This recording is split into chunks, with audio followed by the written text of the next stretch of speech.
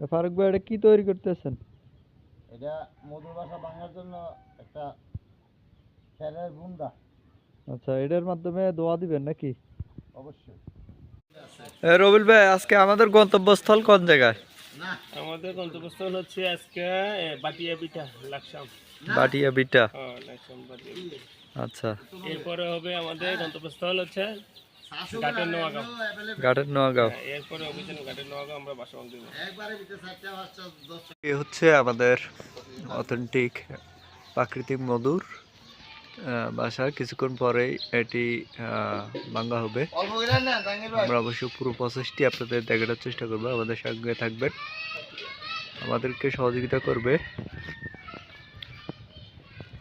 জাঙ্গির নিয়ে করে বলে 20 ফুট। এটা 30 ফুটও স্যার। 30 ফুটও স্যার।